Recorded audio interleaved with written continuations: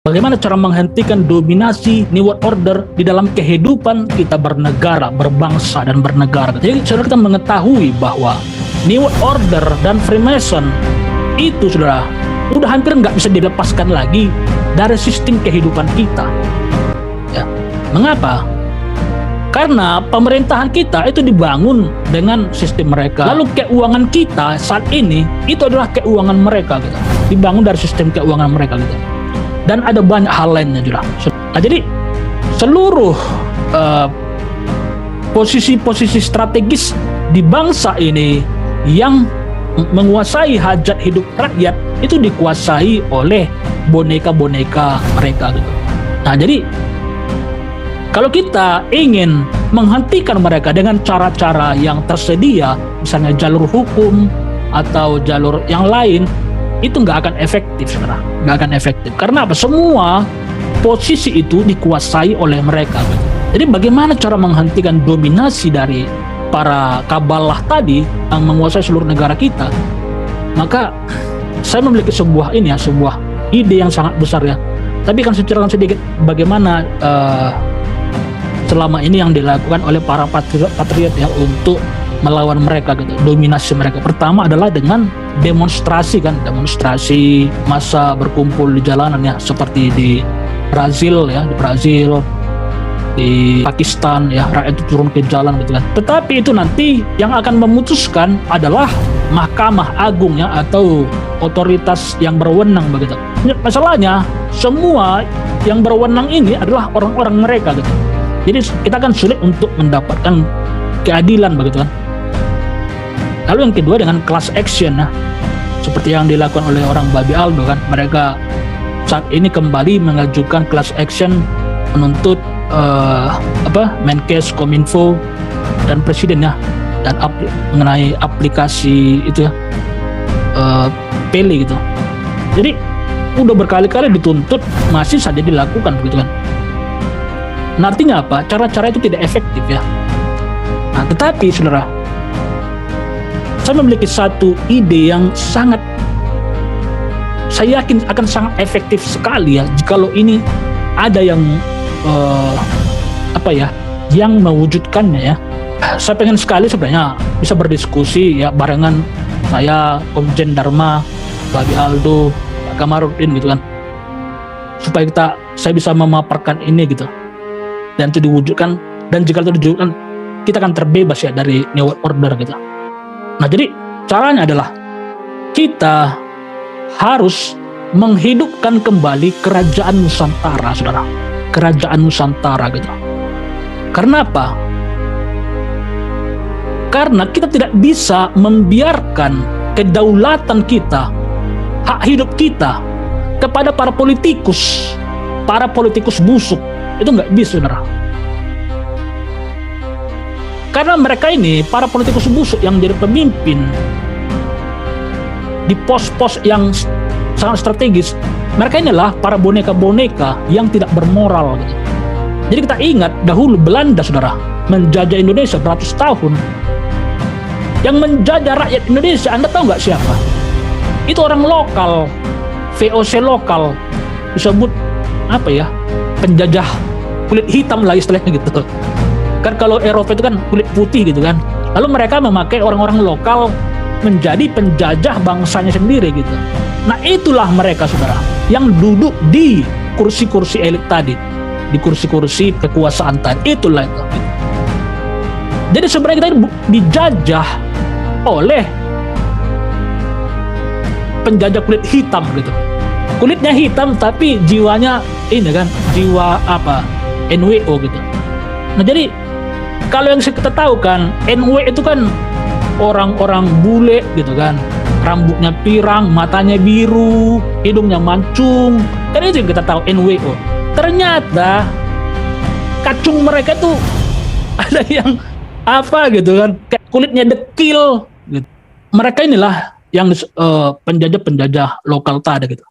Nah, kita sudah tidak bisa mempercayakan kemerdekaan kita, kehidupan kita kepada orang-orang seperti itu, gitu. Nah, mengapa kita harus kembali kepada sistem kerajaan Nusantara? Karena kerajaan-kerajaan Nusantara itu berpatok kepada norma-norma, kepada adat ya, adat istiadat, pada norma-norma, kepada norma kesantunan, kesusilaan. Jadi kehidupan mereka dibangun di atas norma-norma tadi gitu. Misalnya kita melihat ya, yang masih eksis sampai saat ini ya, di Kalimantan saudara, ada namanya Panglima Merah ya, Panglima Merah. Dia memiliki pasukan merah namanya. Jadi para oligarki tadi itu datang ke Kalimantan kan. Mereka ingin menerabas semua hutan di sana kan. Hutan Kalimantan itu pengen ditebang semua, mau dibuat jadi sawit lah kan, sawit sama perusahaan-perusahaan, pengen dieksploitasi kekayaan alamnya gitu kan. Lalu bagaimana cara mereka ingin membangun perusahaannya? Maka mereka mendekati para penghulunya tadi. Misalnya Panglima Merah tadi kan, mereka dekati, mereka tawarkan uang puluhan miliar, tetapi apa saudara? Dia tolak uang itu, dia tolak. Kamu datang ke Kalimantan mau cari makan, silakan cari makan, tetapi sebagai tamu, dia bilang begitu. Itulah kalau kerajaan Nusantara, saudara.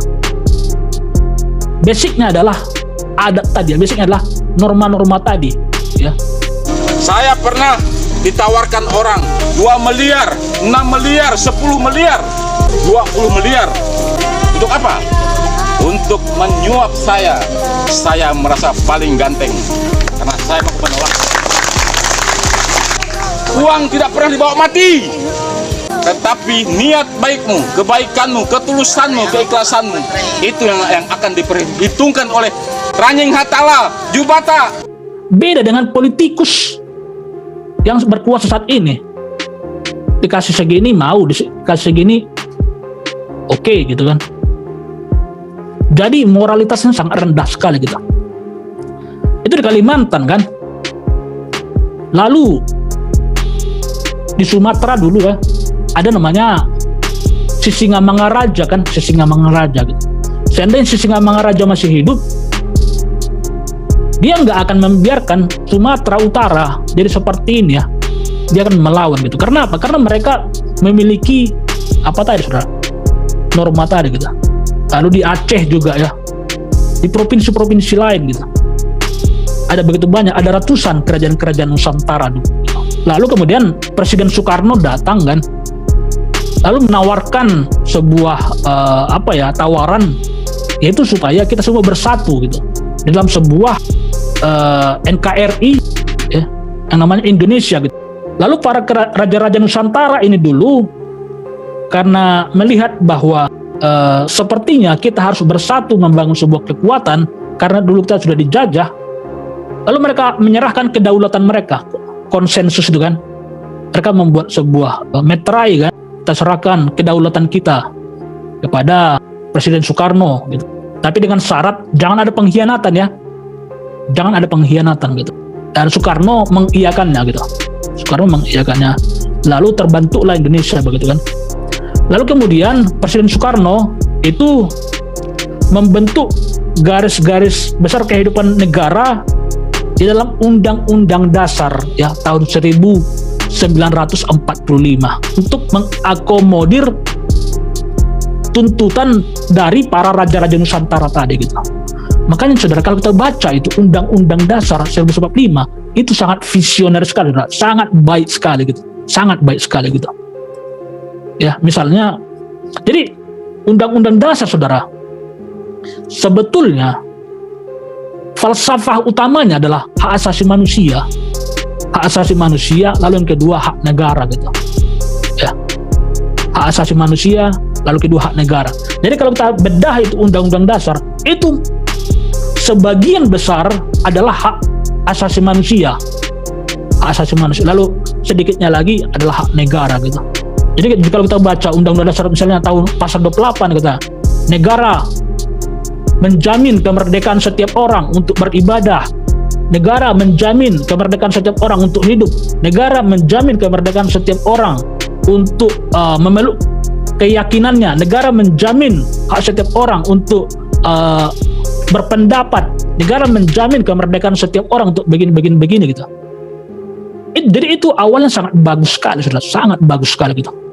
Lalu kemudian terjadilah degradasi kan, bergantilah pemimpin, lalu mereka membentuk undang-undang baru yang kontraproduktif dengan undang-undang dasar. Makanya kita lihat sekarang ada begitu banyak sekali undang-undang yang bertabrakan dengan undang-undang dasar ya. Misalnya undang-undang ITE, saudara, itu bertabrakan dengan adalah pengkhianatan terhadap undang-undang dasar gitu.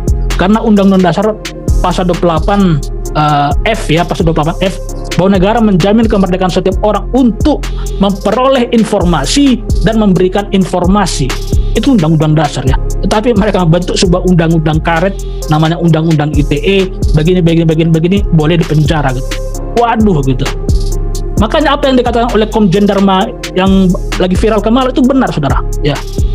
Sebuah undang-undang itu nggak bisa ada sebuah undang-undang jikalau itu tidak mengikuti undang-undang dasar. Nah, masalahnya sekarang undang-undang yang banyak diterbitkan ya di negara kita itu banyak nggak sesuai dengan undang-undang dasar. Itu betul, saudara.